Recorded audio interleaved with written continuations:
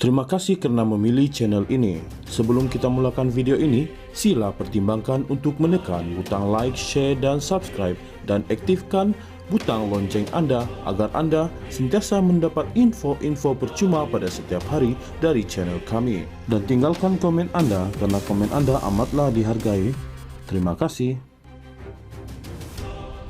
Pentadbiran Kerajaan Perpaduan kini semakin huru-hara apabila keputusan penting dibuat tanpa hala tuju yang jelas serta bertentangan dengan prinsip tanggungjawab kolektif Kabinet, kata Ketua Penerangan PAS Pusat Ahmad Fadli Syari.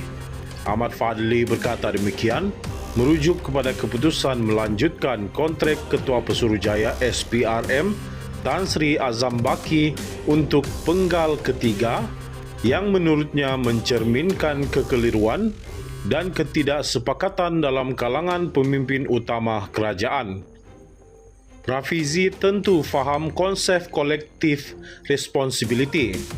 Beliau timbalan Presiden PKR dan seorang Menteri Kabinet. Nurul Izzah pula naib Presiden parti yang mengetuai kerajaan, tetapi kedua-duanya kata tak setuju. Jadi siapa sebenarnya yang luluskan penyambungan kontrak Azam Baki? Soalnya dalam satu hantaran hari ini. Beliau mengulas kenyataan Nurul Izzah Anwar yang menyuarakan ketidakpuasan terhadap pelantikan Azam Baki sebagai Ketua Pesuruhjaya SPRM untuk penggal yang ketiga. Beliau menyifatkan ia sebagai satu keputusan yang tidak dialu-alukan dan hanya akan menyukarkan usaha membawa perubahan struktur serta budaya dalam institusi penting negara. Timbalan Presiden PKR, Datuk Seri Rafizi Ramli, turut menyatakan beliau tidak bersetuju dengan pelanjutan tersebut. Bagaimanapun Rafizi berkata, beliau tidak boleh menyuarakan ketidaksetujuan secara terbuka kerana beliau adalah seorang Menteri Kabinet. Ahli Parlimen Pasir Mas itu turut menyatakan kebimbangannya terhadap kemungkinan wujud keputusan-keputusan lain yang juga dibuat tanpa persetujuan bersama sekaligus mencetuskan persoalan mengenai ketulusan dan keutuhan struktur pentadbiran kerajaan. Itu baru satu keputusan. Bagaimana dengan keputusan-keputusan penting lain yang mungkin juga dibuat tanpa konsensus? Dan nanti bila tindakan itu terbukti merugikan negara, adakah masing-masing akan lepas tangan dan berkata, "Oh, dulu pun saya tak setuju," katanya lagi. Menurut Ahmad Fadli, senario ini adalah manifestasi kepada kegagalan kerajaan melaksanakan reformasi secara menyeluruh, di mana slogan reformasi hanya tinggal retorik dan tidak diterjemahkan dalam bentuk pelaksanaan. Negara sudah jadi haru biru, angkara reformasi tempang, katanya. Pentadbiran Kerajaan Perpaduan kini semakin huru-hara apabila keputusan penting dibuat tanpa hala tuju yang jelas serta bertentangan dengan prinsip tanggungjawab kolektif Kabinet, kata Ketua Penerangan PAS Pusat Ahmad Fadli Syari.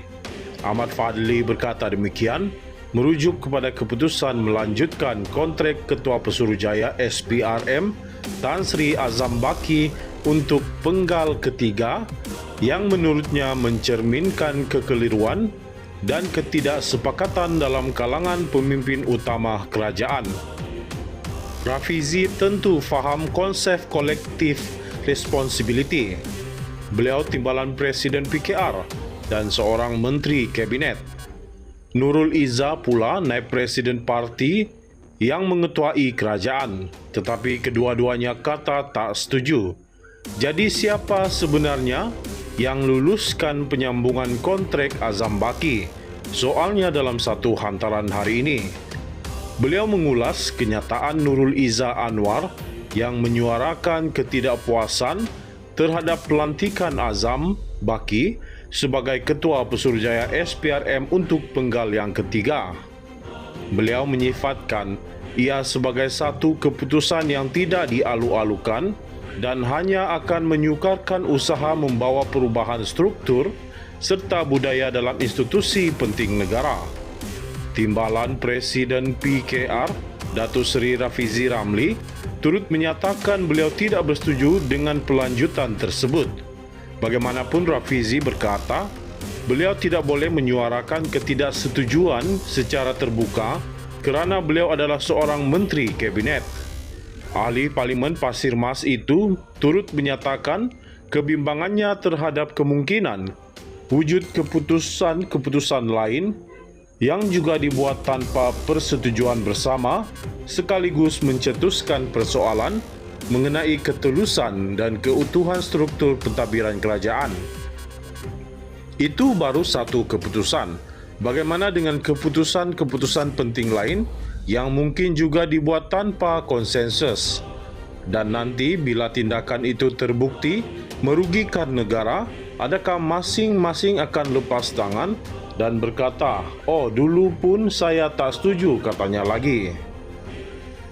Menurut Ahmad Fadli, senario ini adalah manifestasi kepada kegagalan kerajaan melaksanakan reformasi secara menyeluruh, di mana slogan reformasi hanya tinggal retorik dan tidak diterjemahkan dalam bentuk pelaksanaan.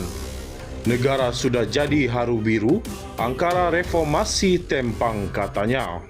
Pentadbiran kerajaan perpaduan kini semakin huru-hara apabila keputusan penting dibuat tanpa hala tuju yang jelas serta bertentangan dengan prinsip tanggungjawab kolektif kabinet, kata Ketua Penerangan PAS Pusat, Ahmad Fadli Syari. Ahmad Fadli berkata demikian merujuk kepada keputusan melanjutkan kontrak Ketua Pesuruhjaya SPRM Tan Sri Azam Baki untuk penggal ketiga yang menurutnya mencerminkan kekeliruan dan ketidaksepakatan dalam kalangan pemimpin utama kerajaan. Rafizi tentu faham konsep kolektif responsibility. Beliau timbalan Presiden PKR dan seorang menteri kabinet. Nurul Izzah pula naib Presiden parti yang mengetuai kerajaan, tetapi kedua-duanya kata tak setuju. Jadi siapa sebenarnya yang luluskan penyambungan kontrak Azam Baki? Soalnya dalam satu hantaran hari ini. Beliau mengulas kenyataan Nurul Izzah Anwar yang menyuarakan ketidakpuasan terhadap pelantikan Azam Baki sebagai Ketua Pesuruhjaya SPRM untuk penggal yang ketiga. Beliau menyifatkan ia sebagai satu keputusan yang tidak dialu-alukan dan hanya akan menyukarkan usaha membawa perubahan struktur serta budaya dalam institusi penting negara. Timbalan Presiden PKR, Datuk Seri Rafizi Ramli, turut menyatakan beliau tidak bersetuju dengan pelanjutan tersebut. Bagaimanapun Rafizi berkata, beliau tidak boleh menyuarakan ketidaksetujuan secara terbuka kerana beliau adalah seorang menteri kabinet. Ahli Parlimen Pasir Mas itu turut menyatakan kebimbangannya terhadap kemungkinan wujud keputusan-keputusan lain yang juga dibuat tanpa persetujuan bersama, sekaligus mencetuskan persoalan mengenai ketulusan dan keutuhan struktur pentadbiran kerajaan. Itu baru satu keputusan.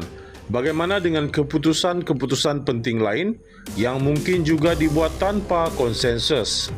Dan nanti bila tindakan itu terbukti merugikan negara, adakah masing-masing akan lepas tangan dan berkata, "Oh, dulu pun saya tak setuju," katanya lagi. Menurut Ahmad Fadli, senario ini adalah manifestasi kepada kegagalan kerajaan melaksanakan reformasi secara menyeluruh, di mana slogan reformasi hanya tinggal retorik dan tidak diterjemahkan dalam bentuk pelaksanaan. Negara sudah jadi haru biru, angkara reformasi tempang, katanya.